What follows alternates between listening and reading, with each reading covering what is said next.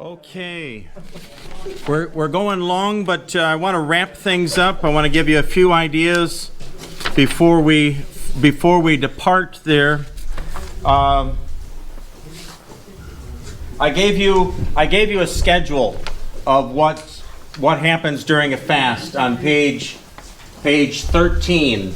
How it feels, a day fast start to finish, and I described there to you how that goes, and give you some guidelines on how many calories you might eat, things like that. It's important that you go to that myplate.gov and put in your information and find out what your base calorie level is, so you know what your variables are. So I put this for myself up here. My base calorie is 2,600. That's what my body needs just to stay even. Okay? So for example, when I was fasting, I was regularly losing weight. When I got to Easter, I stopped fasting because it's feast season. Okay?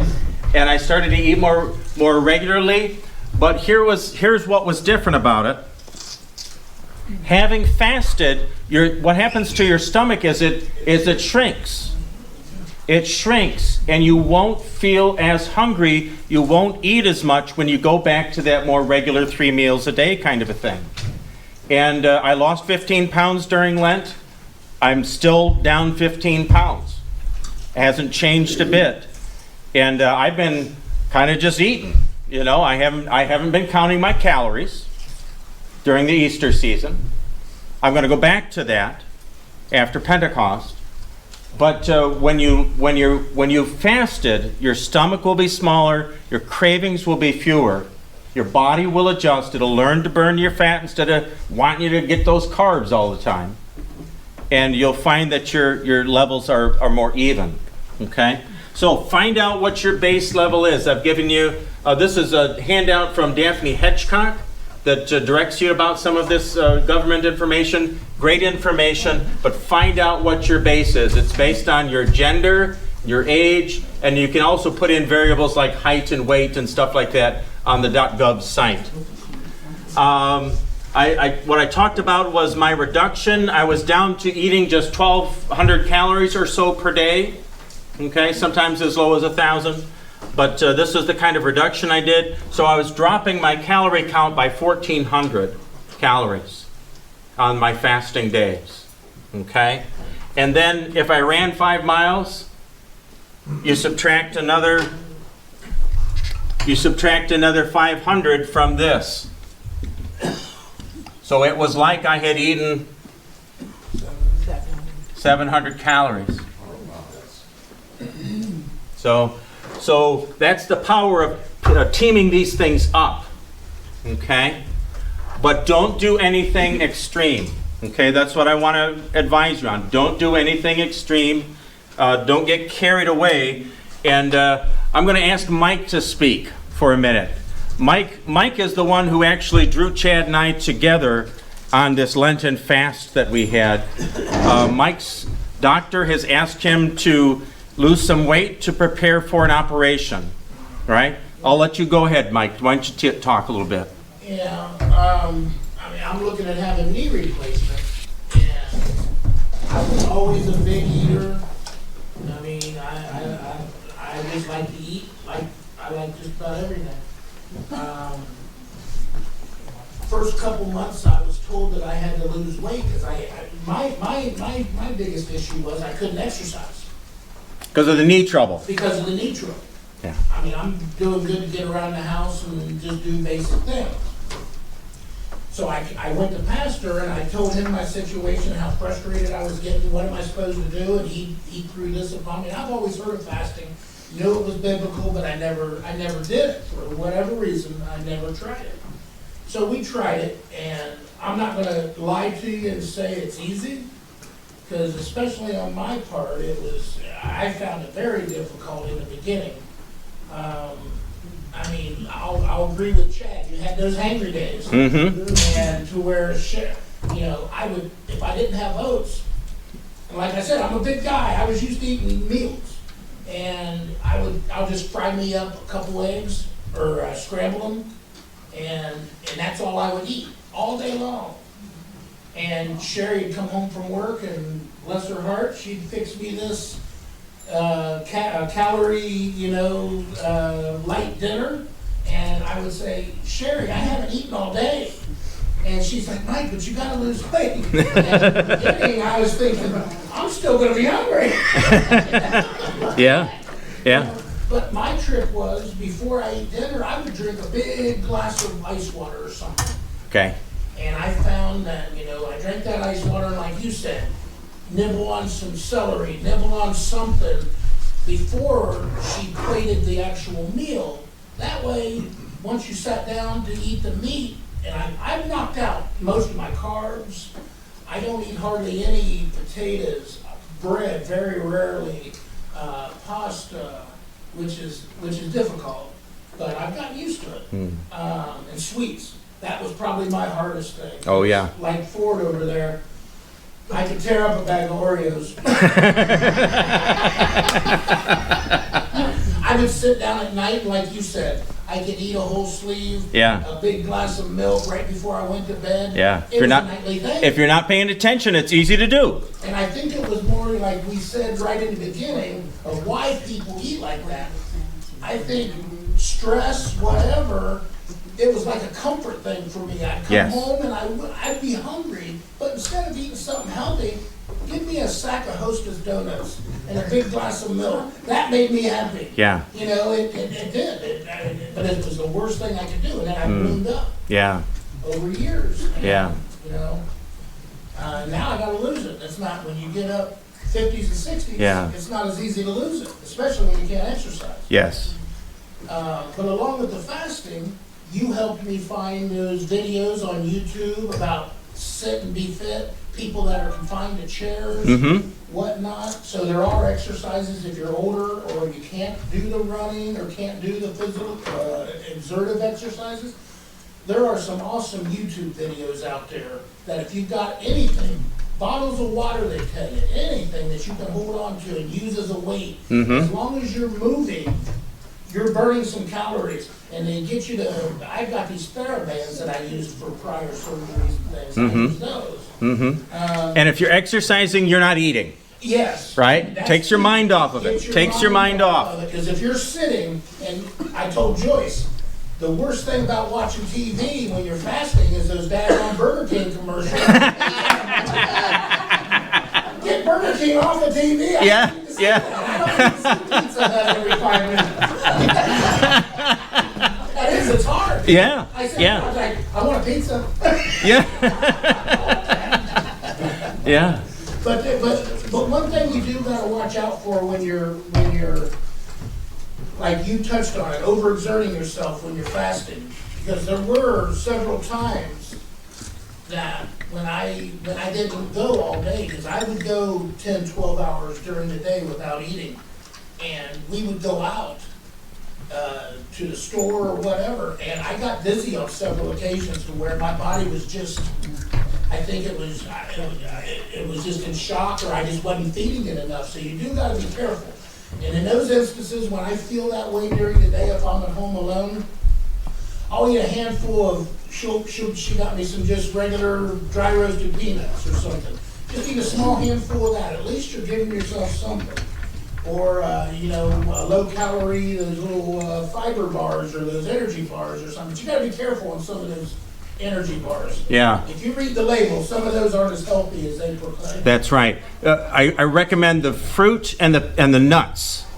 They're better calories to eat those fruits and nuts. And I think when you get those, they were dark chocolate covered acai berries. And they come in they're like little balls, and they come 5 or 6 to a package, and it was like 100 calories.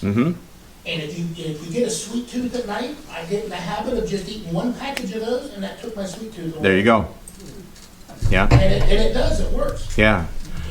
Oh, so Ford, you were asking this kind of question. I'm not going to eat all day. Am I going to get voracious? That kind of a thing. You might feel weak, or Mike had this experience where I got dizzy. He got dizzy. Things you have to watch out for is your hydration. Make sure you're drinking water. Okay. If you've got blood sugar issues, you can't go too extreme. You got to be careful that you don't go too far. All right, mind that calorie count. Blood pressure issues, either high or low. Okay, that's where this dizziness thing can come in. Okay, You know, the other thing I found, I'm not to interrupt you, but go ahead. when you were talking about reading the labels on some of these soups and the sodium levels, Yes. I found out once I started being attentive to those labels, I never cared about those labels in Right. the past. But now that I look at that, processed foods, everything that's good, frozen foods, things like that, it all is, I mean, most of it is high sodium. Because it's like a preservative or something in it. One of the tricks that they use in the food preparation is they find ways to lower the calories, but then they load in the sodium so that you get the flavor. You can't have that. Yeah, so that's why you have to watch that. Does anybody know what's the daily value of sodium? How much sodium should you take into your body? What's the recommended amount? 2,300. It's 1 teaspoon. 1 teaspoon of salt. Okay? Not more than that per day is what they recommend. So what you have to watch those salt values. Thank you, Mike. Here's other things. I put a section in there on page 13 called don'ts. Okay? Number 1, don't starve yourself. Write that down. I'm not going to starve myself. Number 2, don't go to extremes. Okay, you got to know your base value and don't go too far from that. Okay, because the extremes it'll mess you up. Okay, if you go extreme. Watch your hydration. Make sure you're drinking water. Okay, if you're having dizziness issues, you can drink something that has electrolytes in it. Okay, this is something we had at the house. It's called Propel. It's like Gatorade, but no sugar in it. It's just the electrolytes. Okay? So that you make sure that stays in balance. Because if your electrolytes get out of whack, okay, you'll get dizzy. Okay? It'll affect you that way. Beware of binging. Okay? If you're feeling like binging, reach for those vegetables or fruits first. Okay? Give yourself a half an hour. Eat those, give yourself a half an hour, and you'll find that starts to satisfy your body, and you don't have to binge like that. Go ahead, Mike. I just wanted to add one more thing. Yeah. A bit of hope for people that might be doing this as a weight loss thing. With virtually no exercise, I have lost 25 pounds in the last 3 months with virtually no exercise, basically by the fast. Yeah. And just watching calories and just being, even on the days I don't fast, I cut out the carbs. I try to eat right. Susan's got a comment. I want to go on to extend that. I did not do any fasting. I think I missed 1 lunch just because I was busy out doing errands, and it just took up my whole day. But I was helping you cook, watch what we were eating, what we were buying. I lost 12 pounds. Yeah. And I did not skip and fast the way these guys were. So she was doing the calorie reduction, Right. okay, watching that, and she was exercising. See the combination there. You don't have to starve yourself, people. The benefit of the fasting is it tightens your stomach. It changes your relationship with food. But you don't have to fast to get your weight under control. Okay?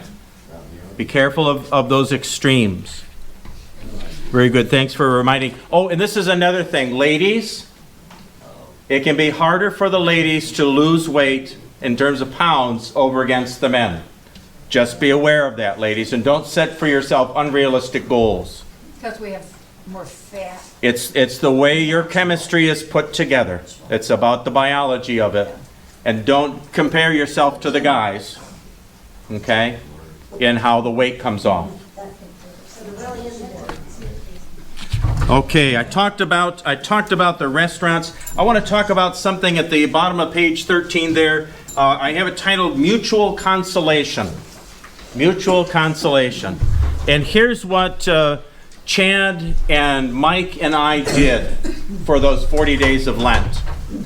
We formed a Facebook messenger group, and when one of us was having a bad afternoon, and it happened, right? We would jump on there and we'd say to the other guys, hey, I'm feeling it today. Say a prayer for me. Okay? We'd jump on there if we found a good product, okay, that you could eat, and it was satisfying but not so high in calories. We shared that. If there was a recipe that we came across that we wanted to try, we would share that. Chad would find these videos about the benefits of fasting.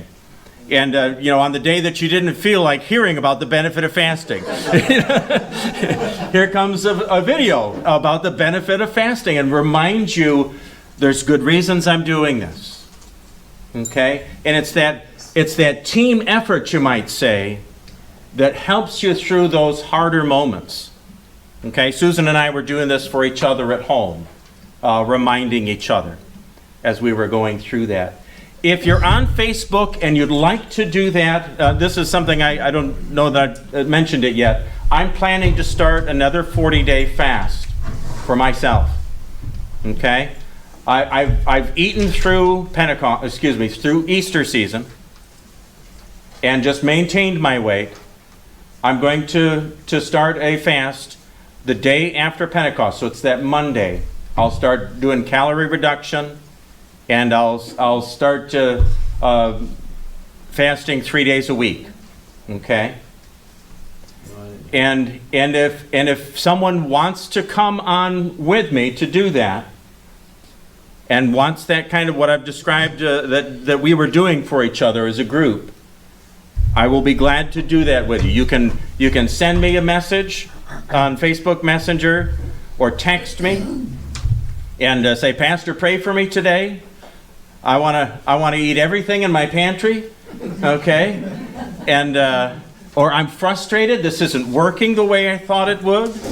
Okay? You're going to have days like that. When I'm fasting, I weigh myself every day. Okay? And this is what your weight does.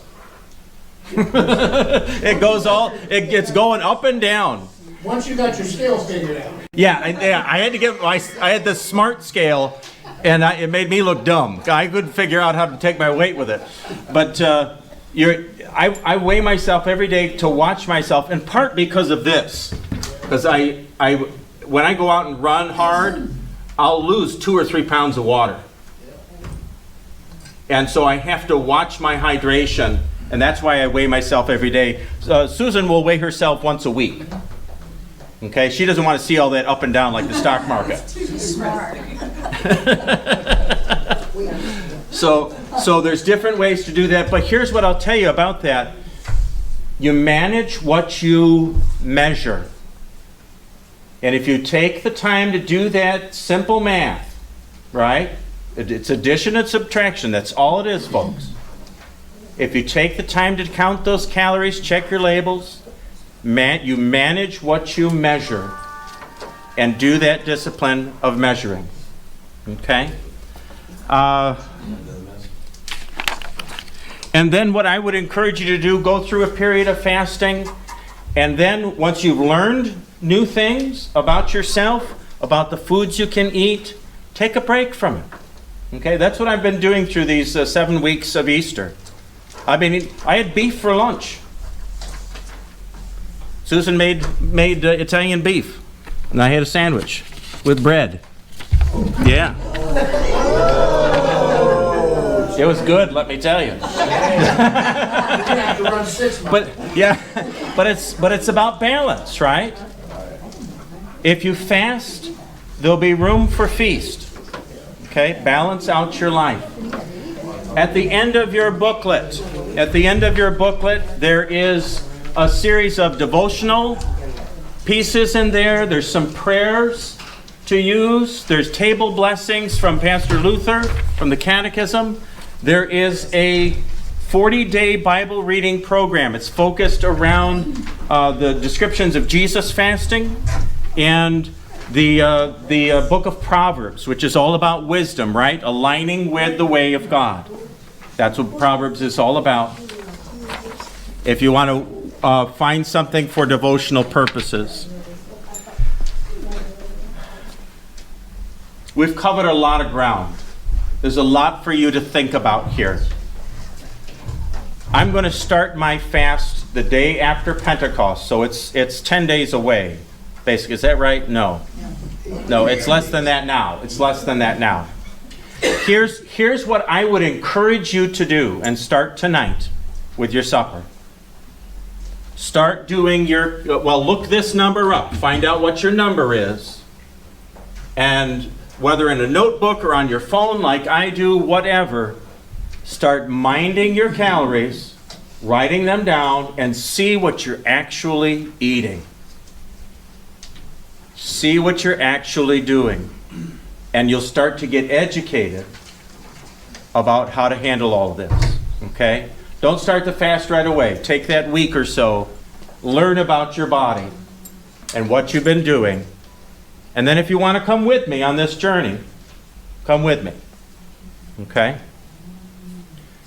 Let's end with a prayer. Let's end with the Lord's Prayer. Our Father, who art in heaven, hallowed be thy name. Thy kingdom come, thy will be done, on earth as it is in heaven. Give us this day our daily bread, and forgive us our trespasses, as we forgive those who trespass against us.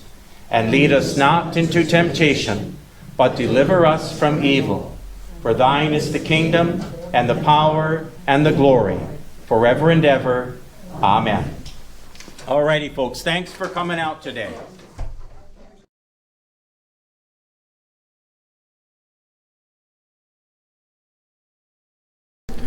Okay, folks, I've been fasting today, and in fact, I kind of ate too much last night. My sons came back from a long vacation. We were all sitting around John and talking about what a good time they had. My daughter had made brownies, and I ate more than I should. So I actually didn't eat breakfast this morning. So I fasted overnight and through the day now. It's after 5 p.m. now, and I'm about to break my fast.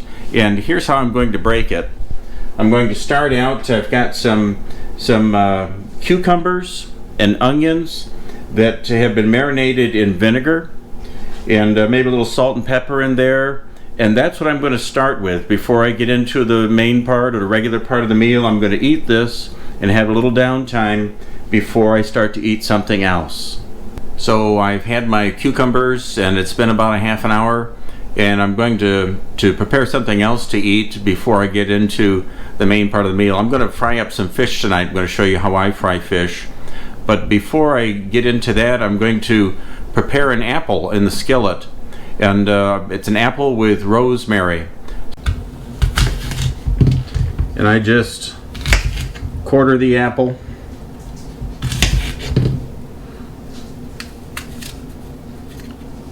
Cut away at the interior part here. And then I take that quarter and I cut it into thirds.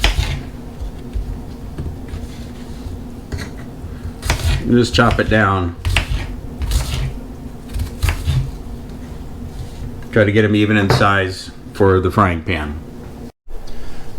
So I've chopped up my apple. I've got a little butter melting in the bottom of my skillet here. It's the same skillet I'm going to use for the fish. But I'll get it greased here with a little bit of butter. It's on a medium heat. And in goes my apple. And this is something I'm going to eat before I have my regular meal, part of breaking my fast. This is rosemary that we've dried from our garden, and I just kind of crush it down as I sprinkle it in. But it's going to take a little bit to brown that apple. So the apple has started to brown and soften. I'm just going to grab some little bits of rosemary and just kind of wrinkle it in my hands here, sprinkle it in there. And you're going to do that to taste whatever it is you like. I probably like more than some, but maybe not as much as you.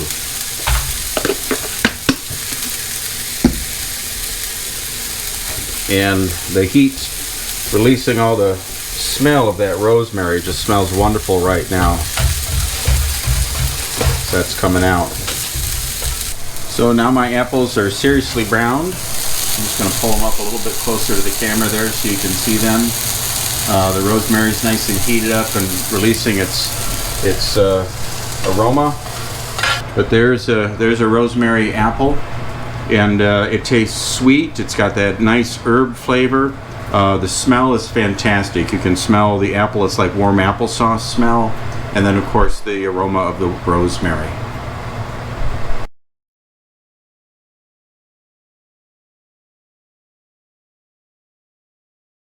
And I'm going to be frying, pan frying here in butter. Just put a little more butter in. Some tilapia. Now tilapia is the most bland, cheap fish that's out there, and yet we do a little herb on it and season it a little bit, and with the pan frying and the butter, it comes out pretty nice. So in we go here.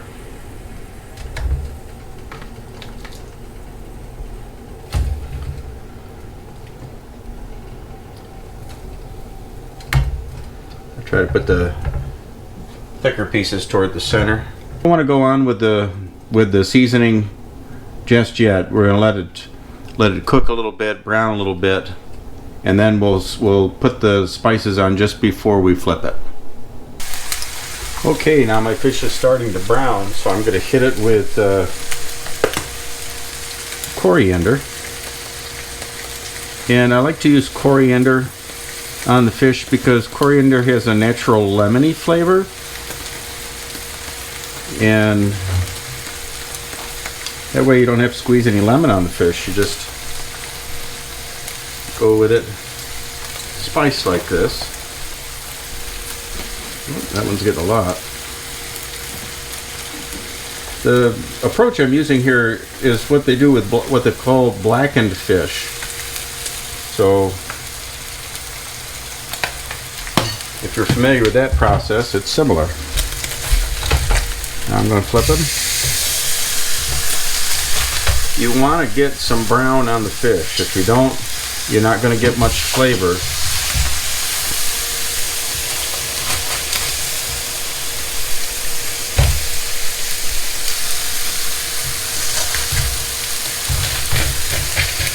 That one wants to stick a little bit. We'll take care of that later. So there we go. Now that we have them flipped, we can hit them again with the coriander right away.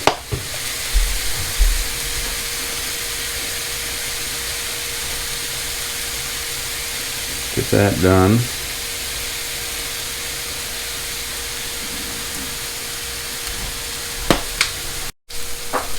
Okay, I'd say that fish is about done. I'm going to run a little salt on it.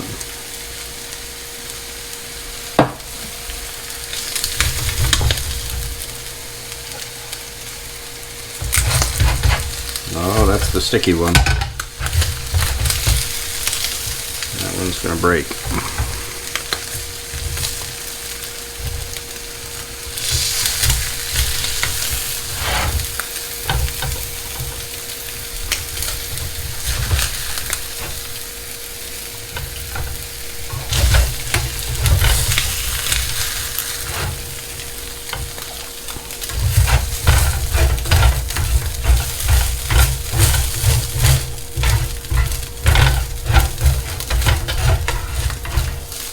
Some crispies there. So I'm going to put a little water in it.